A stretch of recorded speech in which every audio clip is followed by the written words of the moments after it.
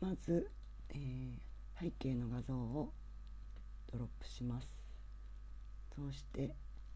人物の画像をドロップします。ちょっと小さいので拡大縮小で人物の写真を拡大しようと思います。この鍵のマークはつけるようにしてください。そうすると比率が変わらないで拡大縮小をすることができます。はい、もうちょっと拡大しま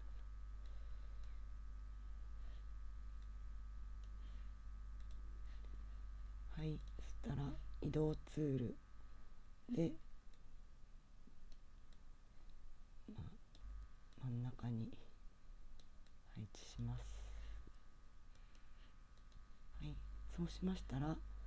今キャンパスのサイズが2つのサイズになっているので、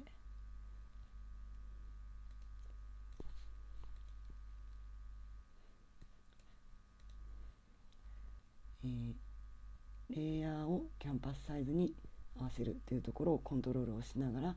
クリックしてください。下の背景画像に上のレイヤーサイズが揃うということです。はい、これで2つの、違うサイズの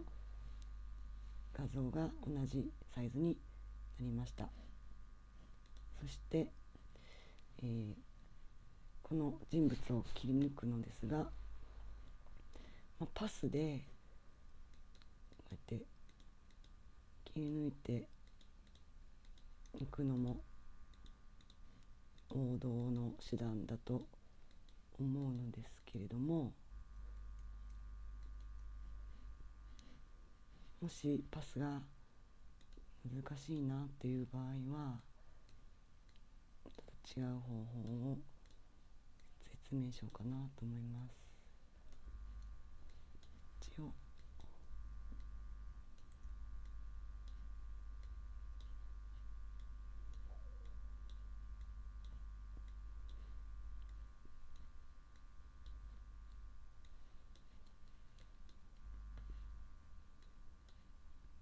一応パスもちょっと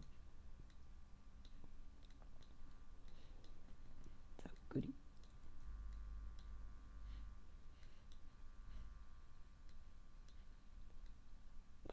パスは慣れるとすごく便利なので、例として今言っていますが、こんな風にして、だいたい決めたら、あとは拡大して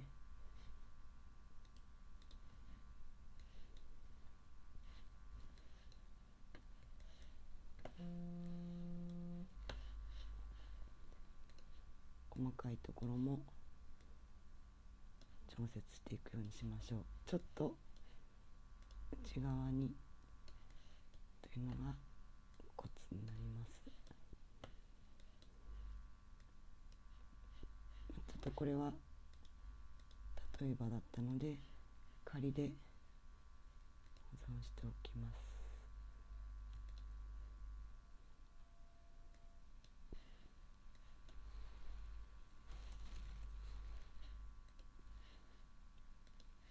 はい、パスが苦手という方のために今から他の方法で人物を切り抜いていきます。他でも紹介してるんですけど、この色域を選択というのもありますし、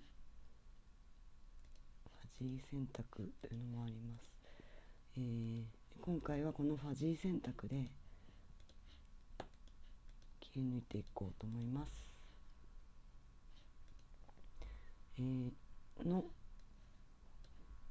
ファジー選択というのはですね、敷地というもので選択する範囲を、決めるんですけれども、敷地が高いほど、例えば白であれば白の範囲が多いということになります。ですのでこの白い背景に白い洋服の女性の場合、この敷地が高い場合は、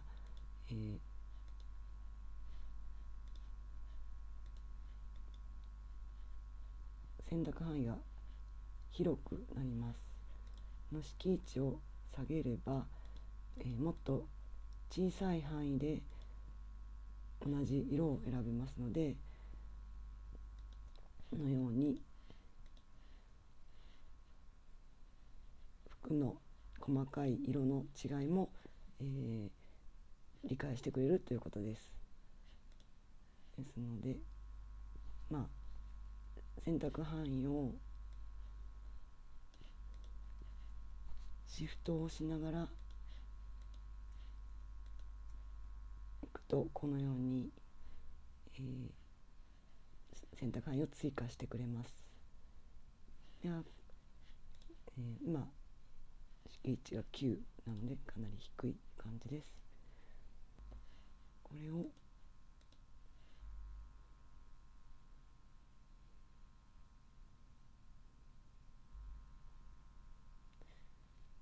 アップにして拡大して、もう少し細かく設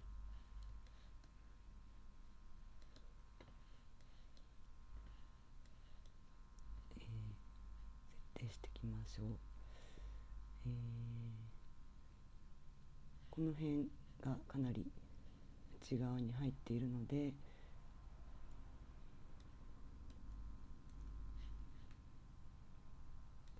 ここで自由選択ツールというものを選びます。この投げ縄の形をして、ここでマイナスのマークが出るようにコマンドを押します。そうして黄色で閉じますと、このように、先ほどの内側に入ったところが、追加されます。ここで、今ですね、ここ外を選択しているので、今、マイナスにしたのは選択範囲から外すということをしました。そうすることでこのようになりました。そしてこの、すごく余計な選択範囲がありますので、こちらも投げ縄でマイナス、コマンドでマイナス、ちょっとずつやります。はい。で、逆にちょっとこの辺いらないかなと思った場合、今度はプラス、シフトでプラスにして、はい、選択を作ってください。そして、ちょっとずつやります。マイナスで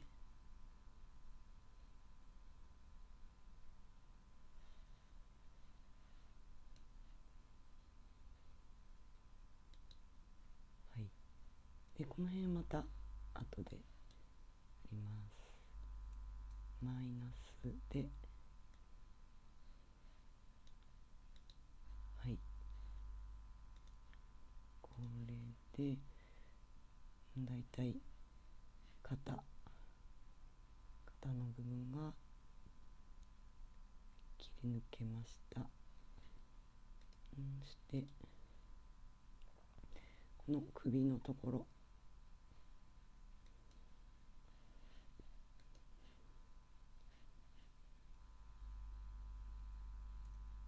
ちらはプラス、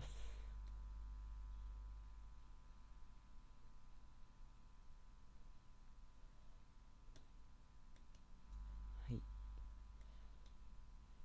髪の毛はちょっと後で別の方法で行います。なのでちょっと白いところが見えるぐらいで大丈夫です。そしてこのような穴が開いたところはプラスにして消してください。今のはこの選択範囲の中にあったので、選択範囲に加えるということでプラスでした。で、今選択範囲の外側にあるこのようなところはマイナスでこう掴むと、消えます。はい、こんな感じで、選択範囲ができました。ここで一応選択範囲はチャンネルに保存、選択からチャンネルに保存で一応保存しておくと安心です。はい、チャンネルに追加されました。そしてこの選択範囲ができた状態で背景を編集から消去します。そうしますとこのように髪の毛はまだジャギジャギしていますけれども、だいたい服のとことかはこれでいいかなと思います。ちょっとこの感じでジャギジャギが気になるなっていう場合は、もう一つやり方を紹介します。はい、一度戻って選択範囲がある状態で境界をぼかす、選択から境界をぼかす、ここで線をぼかす量にピクセルに設定してみます。そして編集から消去。そうすると輪郭が先ほどよりも滑らかになりました。はい、ではこのまま、次の工程に進んでいこうと思います。次はこの髪の毛の白い気になるところを修正していこうと思います。髪の毛の修正に入ろうと思います。まずこの人物のレイヤーを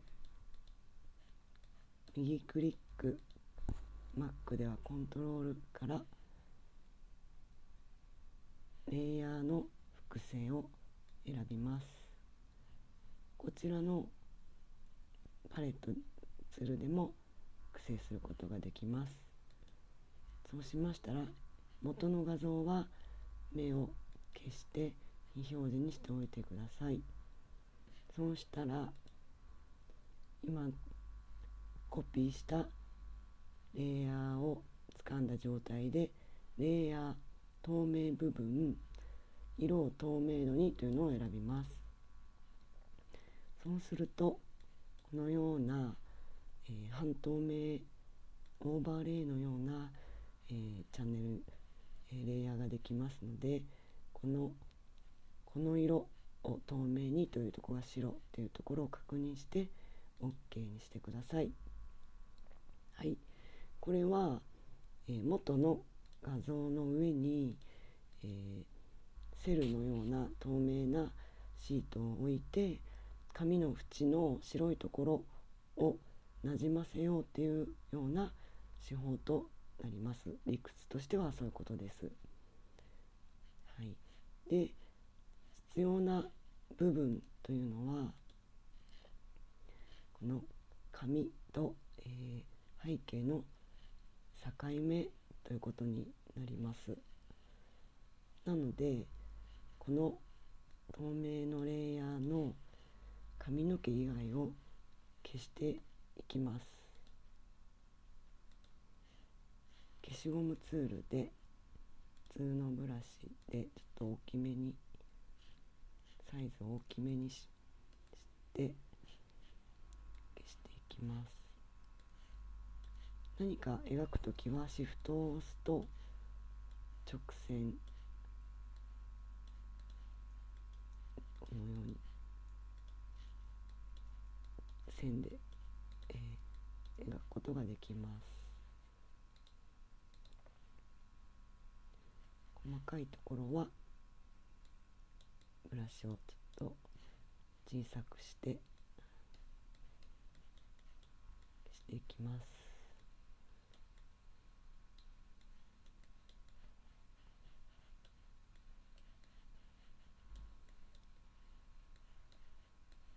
ここはそんなに厳密にやることは必要は今のところ必要はありません。はい、消しました。こ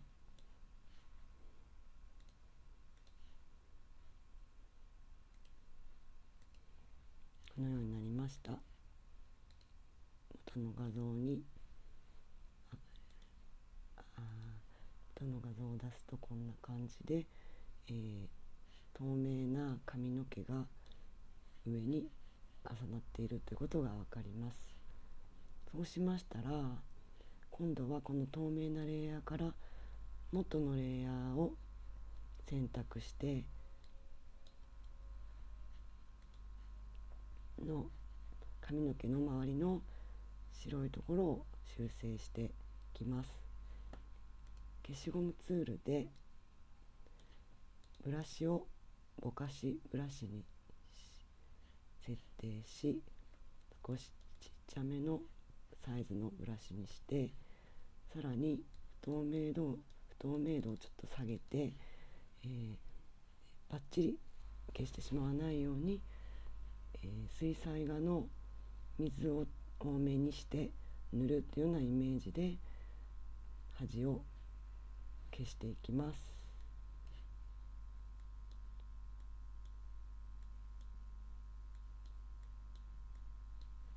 このぼかしブラシにすることでピクセルのジャギジャギがなじむような形でで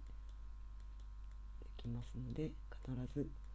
ぼかしブラシを使うようにしてください。今変なとこを消しているのが見えましたが、後で修正します。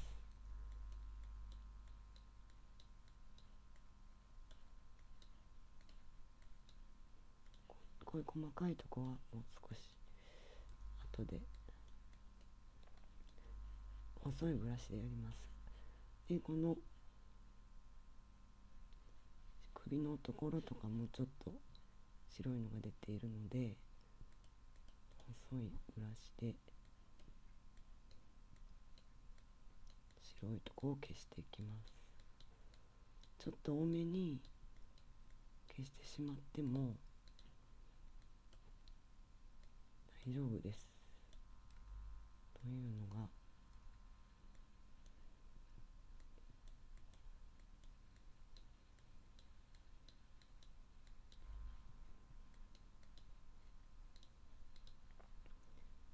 例えばこう消しているうちにこうやって消しすぎたというような角まで入り込んでしまって布になることがあると思います。その場合は逆消しゴムを使えば元の状態に修復することができます。ですのでちょっと首もやりすぎたなと思ったら逆消しゴムで修復して自然な形にしてください。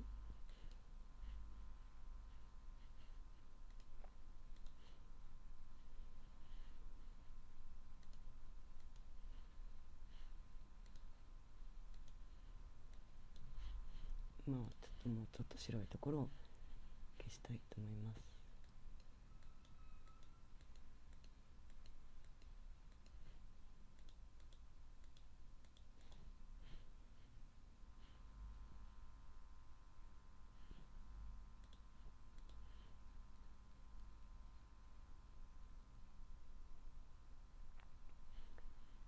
気になるのでちょっとここを修正します。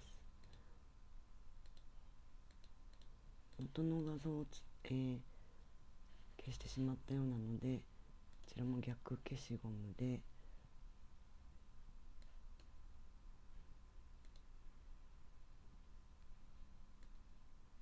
透明度は 100% にして普通のブラシで塗ると元に戻ります。はい、では作業を続けていきます。ぼかしブラシで透明度を下げて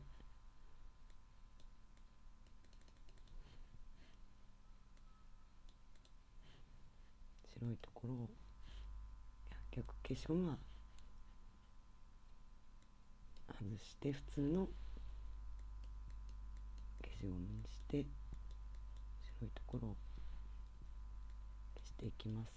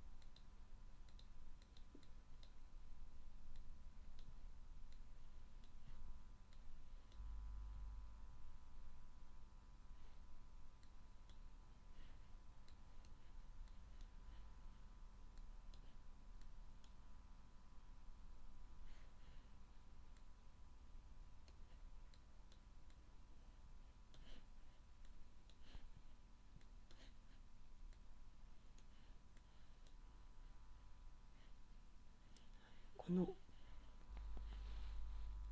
細かい細い髪の毛のところを修正していこうと思います。細いブラシにして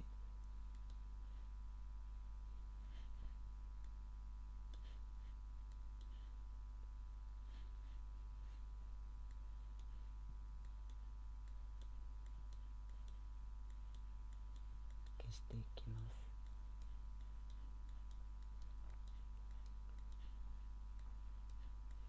これは、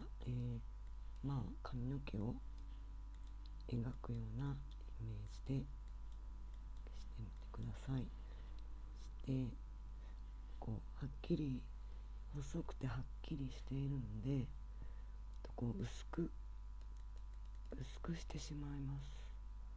透明度を思いっきり下げてブラシをちょっと太めにして薄くしてあげます。薄くしてでちょっと太いところはちょっと描くような感じで透明度を少し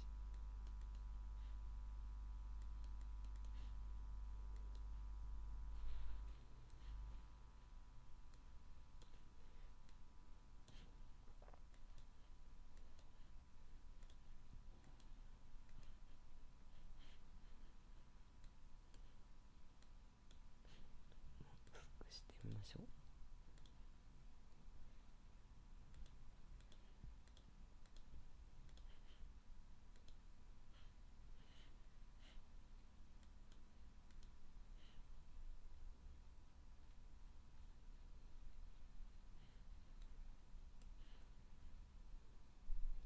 はい、で首のところがまだ気になるので、細いブラシにして、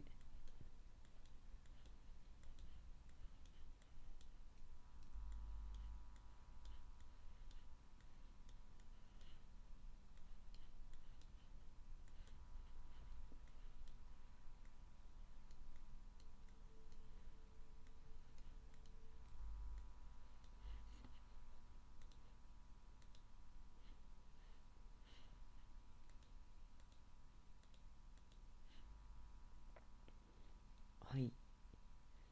こんな感じでだいたい白いところが消去できましたので、次は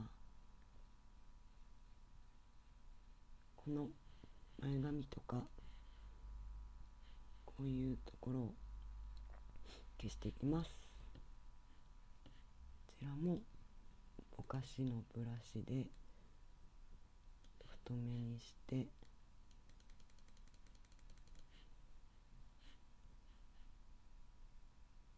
ちょっと不透明度を80ぐらいにして、上の透明の方を消していきます。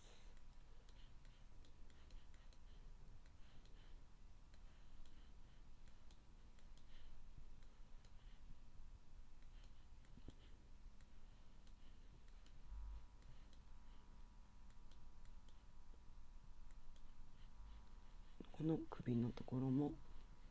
いりませんので、ちょっと細かいブラシにして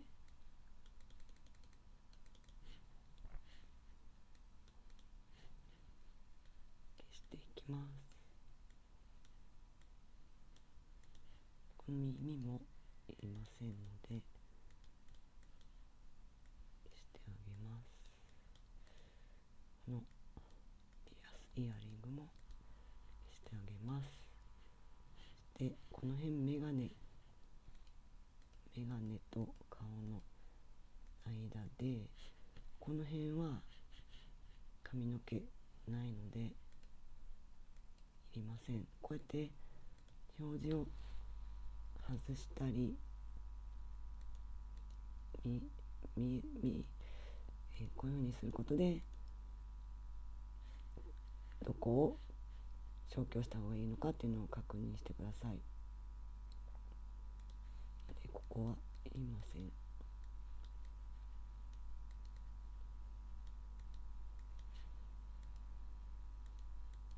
この辺りもいらないんですけど、ここパカッとならないようにしっかりぼかした状態で消していきます。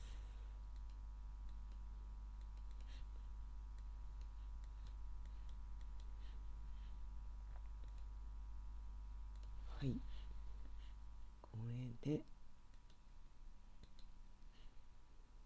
だいたいこの端っこができましたが、まだちょっと、この透明な部分も少し消した方がいいかなっていうところがありますので、それも透明な方を消していきます。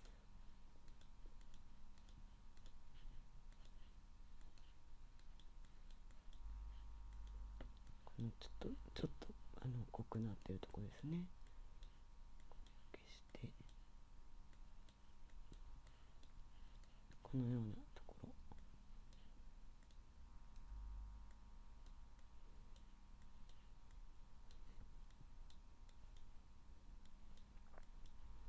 して今このちょうど肩のとこに差し掛かったんですけど、ここがちょっと透明な方を消しすぎているなっていうのがこれで分かりますので、こちらを消しゴム、逆消しゴムで修復します。ちょっとこうはみ出させて、そしてその後に普通の消しゴムで肩のラインをこうやって引っ張るとちゃんと角が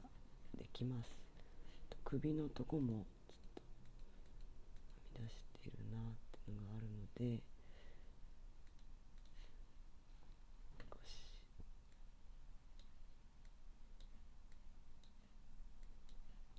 滑らかになるように修復してあげてください。はい。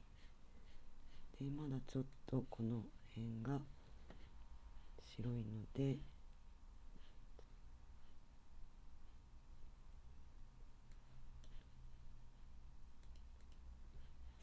細いブラシで消しましょう。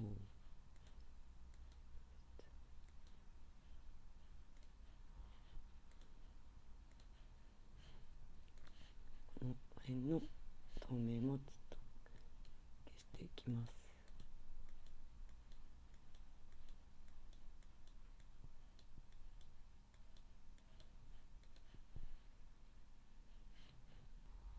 はい、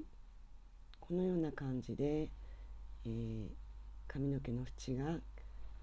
馴染んで綺麗になりました。で、最後に、こ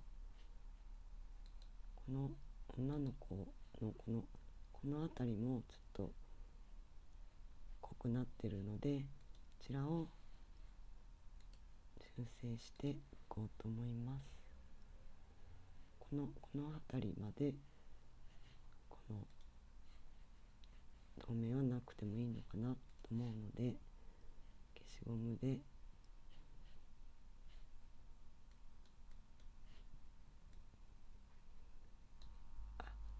今逆消しゴムになってました。普通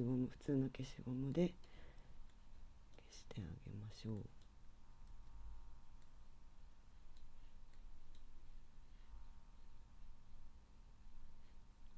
ちょっと前髪なので手前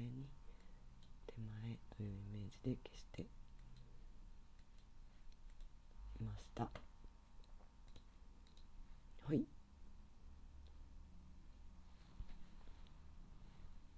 以上で複雑な髪の毛の人物を切り抜いて、画像を合成する方法を終わりたいと思います。